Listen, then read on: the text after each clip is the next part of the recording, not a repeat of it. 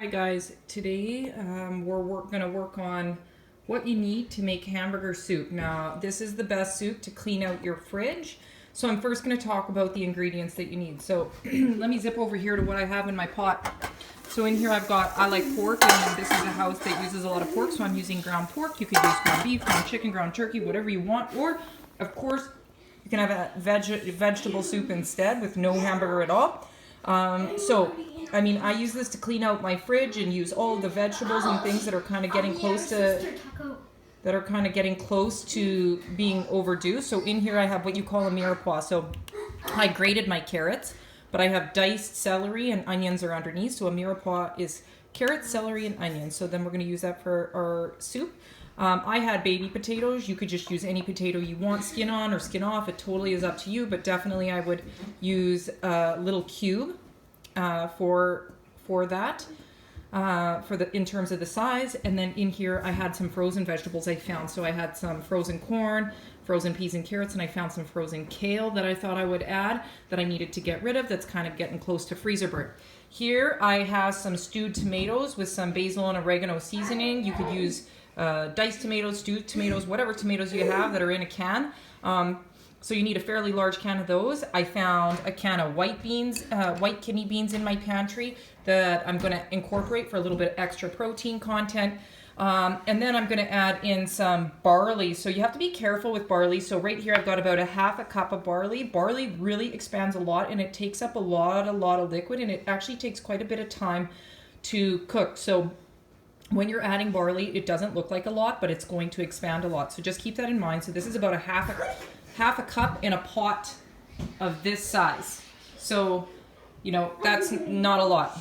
Yeah.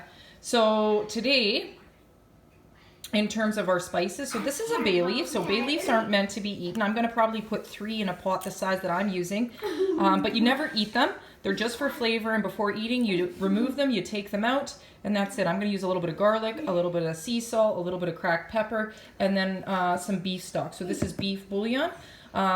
So you could, if you're not into beef, or you could use chicken, or you could use a vegetable bouillon instead. Because this is more along a beef, like hamburger is more along the lines of beef, I like to use the beef bouillon, but it's absolutely up to you. So this is a flavorant. Basically, it's a salted flavorant that we're going to use to flavor our soup. So the first thing that I do here is I've got my beef browning in my pot. Okay, so it's going to cook in there. Now, if you find that you're going to start with a little bit of frozen, if it's frozen, that's no problem. You know what you can do for this? Just put a little bit of water into the pot and then put it over a low heat, and then the steam inside the pot is really going to help that beef or pork slowly defrost. Okay, you want to break it up. You want to break it up into small pieces, because keep in mind it's a soup, so you want bite-sized pieces, right?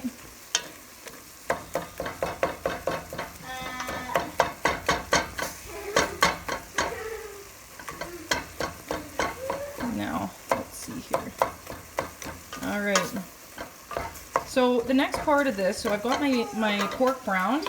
I'm going to do what I call sweat my vegetables. So you're going to sweat your vegetables, which means you're going to partially cook them before you add any water. So there's my mirepoix. So it's quite a bit, actually, of carrots, celery, and onions.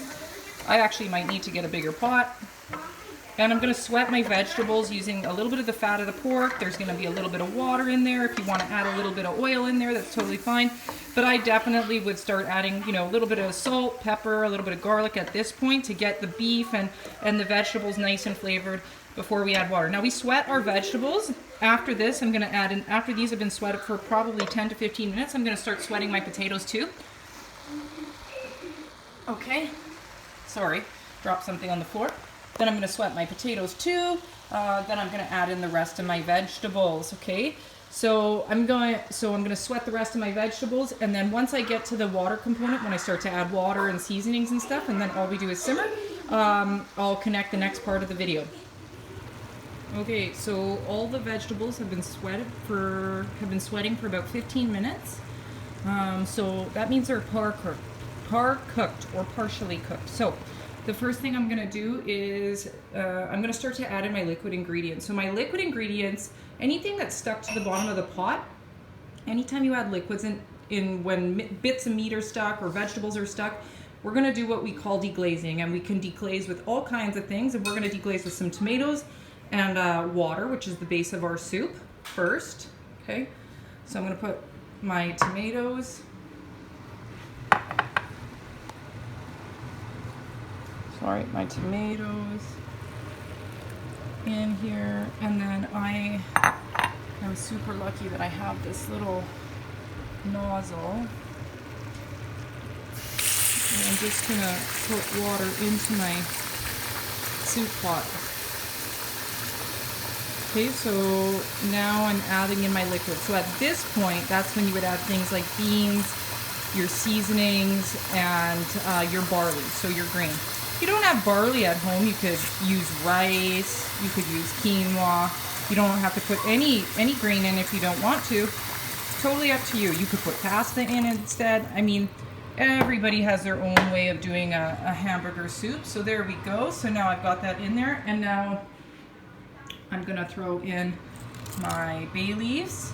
Okay, so I've got 3 bay leaves there. I'm gonna put in my barley. So again, about a half a cup of barley. That's a big pot. So I actually had to change pots because my pot wasn't big enough to take all of the vegetables I was gonna add there. And then I'm gonna put in my beans. And then I'm using my Bovril. You could have OXO, and that's basically, I'm using a lot because I have a massive pot of soup, but I might use, you know, in 500 mils, like 30 mils, which is 2 tablespoons per 500 mils of water or something like that. Add a little bit, always add little bits at a time because you can always add more. See how rich it is? It's a full meal, right? This is a protein soup. Everything you need is in one. And then look, very few dishes, right? Very few dishes. So that's one of the reasons I really like soups, because this soup will be made in an hour and a half. Very few dishes, 1 pot. You got tons of leftovers, so you can clean your fridge out with this. No vegetables are going to waste, and you have a really great meal with hitting all the food groups.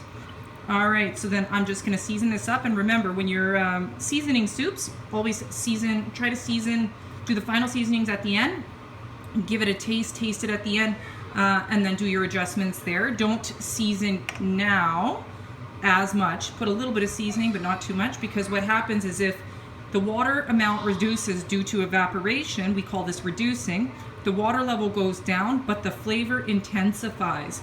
Okay, so the flavor will become stronger. So a well-seasoned soup at the beginning will be an over-seasoned soup near the end. So you want to do majority of your seasoning at the end. Okay, I know my bay leaves are in there, but we need time for those to basically ruminate in this nice broth to give their flavor. But do the majority of the seasonings at the end. All right, and then you can enjoy this with, you know, buns with butter, a biscuit, a cheese biscuit. But nice, easy soup, cleans out your fridge, great for everybody in the family. Thanks so much, guys. Bye.